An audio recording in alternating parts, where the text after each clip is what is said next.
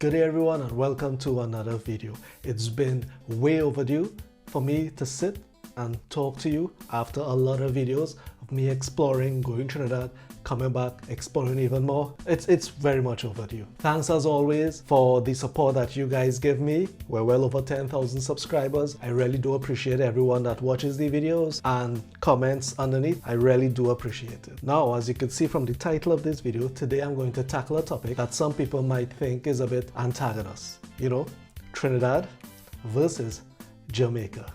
Now, before we get going on this topic, I just want to say a lot of this is based on my experience and my opinions will form based on those experiences. You might have a different experience with similar situations and that's okay, all right?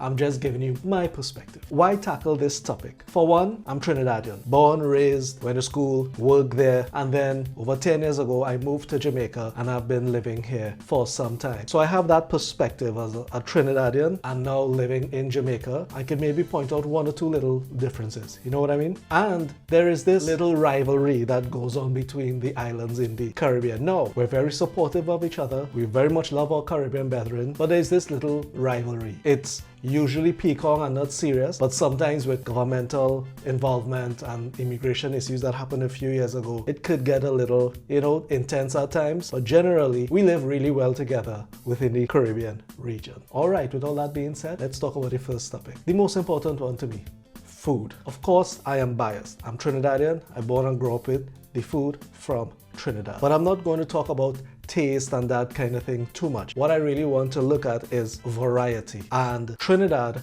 has so many cultural influences and it is so evident in the food. Even going back to the Tainos, Creole, Indian, Syrian, Spanish influences in our everyday food. The two major population groups in Trinidad is of East Indian descent and of African descent, and the food also reflects that. So therefore, the variety of food and dishes that you can get in Trinidad is way more than I have experienced in Jamaica. An example of this is if you go to the food courts in the malls in Trinidad, you could get fast food, you will get Indian food, you will get Chinese food, even sometimes Japanese food, you'll get Syrian food, and even the Creole dishes. So in that one food court area, you'll be able to get all of that. And this is very common. You don't have to search far and wide in Trinidad to get and have access to different variety of food. In Jamaica, yes, there is a different variety, but not the amount that I see in Trinidad. Now, going to talk to taste a little bit. I have tried, guys, in Jamaica. The patties, I love patties and everything,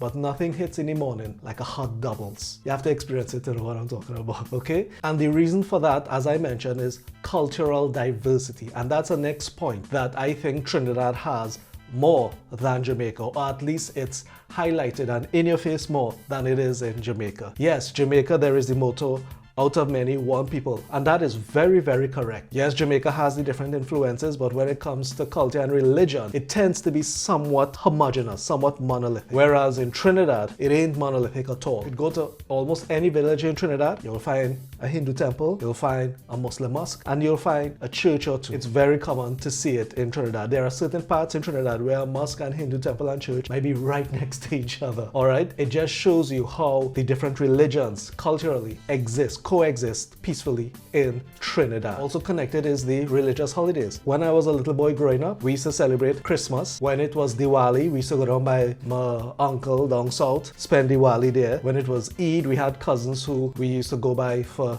Eid, and friends we used to go by for Eid. I grew up in Trinidad celebrating everything, and it was beautiful, and I really love that experience. Trinidadians like to lime. For those of you who don't know what liming means, liming is going out, hanging out, going out with your friends, going out with family, all that together, we call that liming. We are always so busy doing stuff. It is not really like a calm, relaxing environment. Like I remember being in Trinidad, and when I go back, I am always reminded of this. Every weekend, you work during the week, but every weekend, there is something to do. Some family have some event, some get together, some birthday, some christening happening. If it's not that, there is some religious event that you have to partake in. Beach lime, river lime. There is always something happening. Trinidadians will have any excuse to get out of the house and go somewhere and lime. Always so busy. It's only when I come to Jamaica and when I return to visit Trinidad, I'm now reminded, wow, Trinidadians don't stay home. Let me relax for the weekend and don't do nothing. Let me take it easy vibe. That is almost non-existent in Trinidad, at least in my experience. Trinis love to go out. Trinis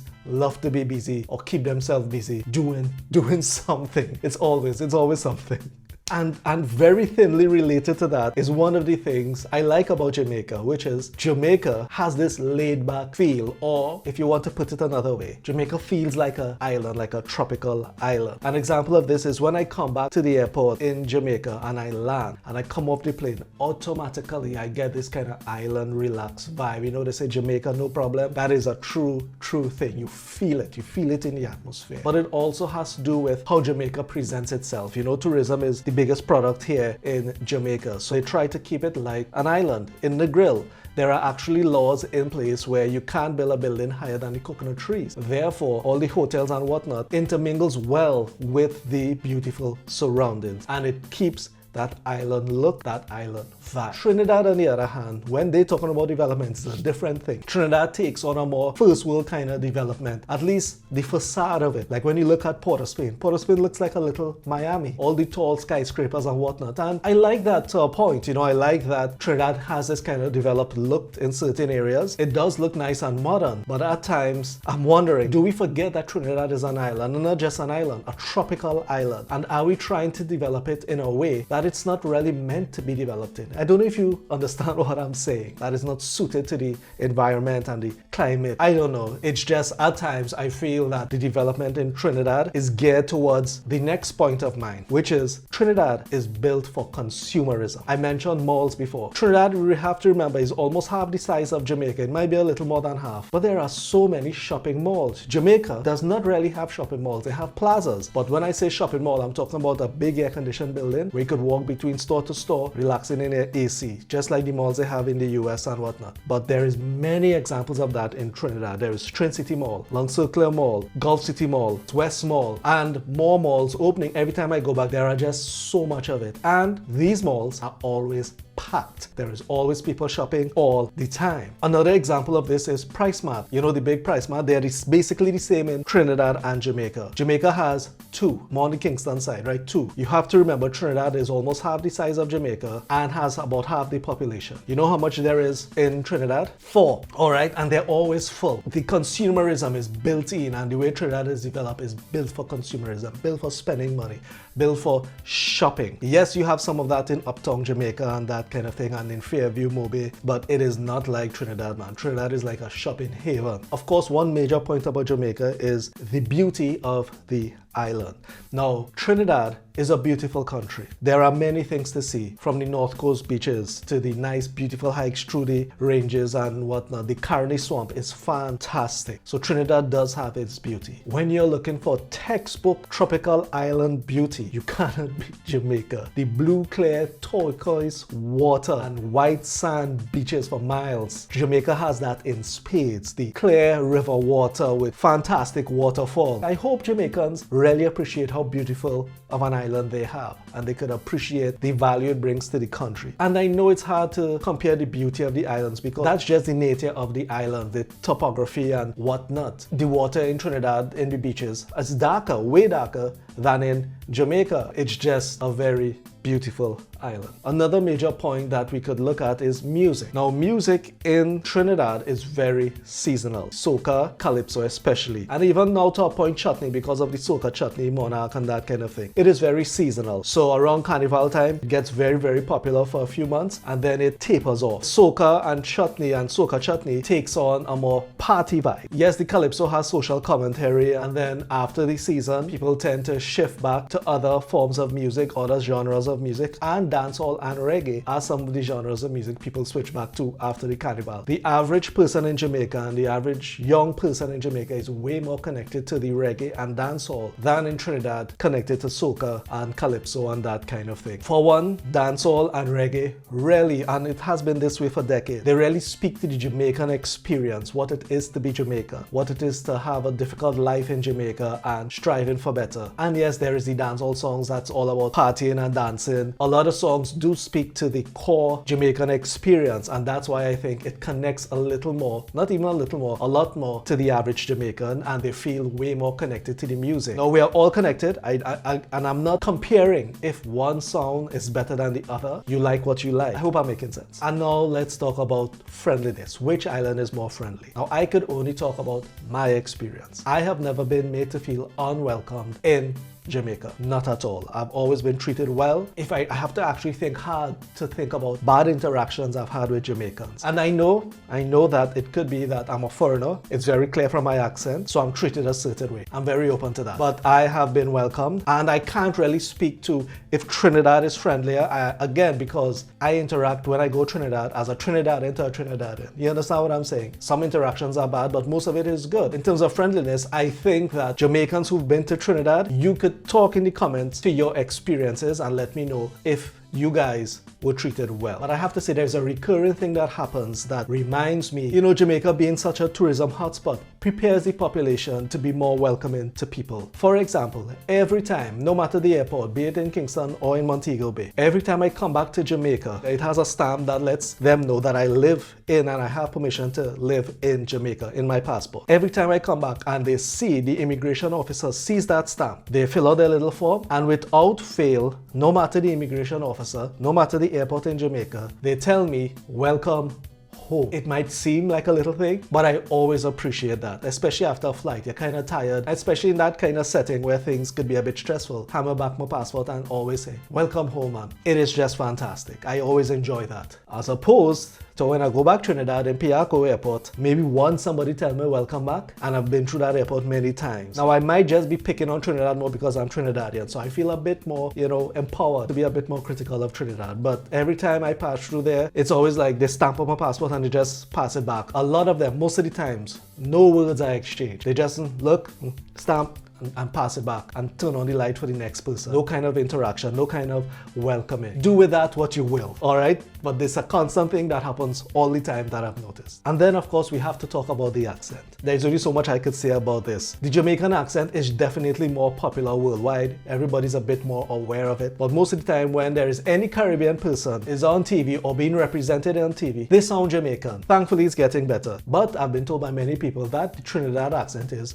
very sweet. And I would agree with it. It has a nice rhythm. It has a nice flow. Don't you agree? Remember, I'm biased, okay?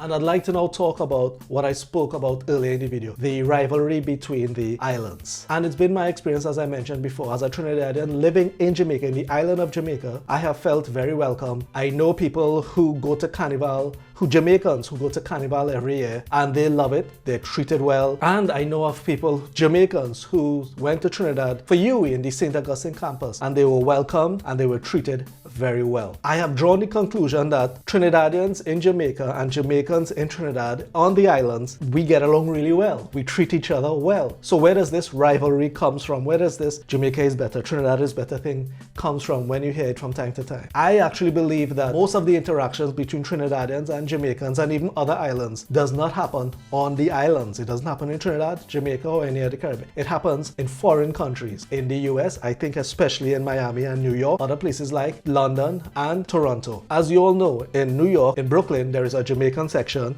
and in Queens, in Liberty Avenue, there is a Trinidad section. And when you are living in a country that's not your home, you feel the need to express your patriotism more than you need to in Trinidad. Because in Trinidad, you're a Trini. Everybody else is Trini. But when you're away, you have to show that you're a Trini. You have to show that you're a Jamaican. I've had interactions with Trinidadians in the US. I have a lot of family in the US. And I've had interactions with Jamaicans in the US. You always hear about this. Jamaicans are aggressive. The only real aggressive Jamaicans I've ever come across is Jamaicans who live in the US, all right, because they really want to show their national pride living in a different country. And similarly with Trinidad. So I feel that a lot of the rivalry that happens is not based on interactions in the islands, in the actual countries. It's based on immigrants living in a different country trying to show their patriotism. That's my very unscientific take on why there might be some rivalry in the Caribbean diaspora. Anyway, guys, thanks so much for watching this video. I very much appreciate, as I said, all the support I get from you guys. We're well over 10,000 subscribers, as I mentioned. Maybe it's time I should do like a Q&A. If you guys would have any questions that you'd like me to answer, maybe I'll do a video. If I get enough questions in the comments, I will do a QA video for you guys. What do you say? All right, thanks for watching. Remember to like, remember to subscribe. Remember, it's all one love, and I'll see you guys in the next one. Okay? Bye-bye.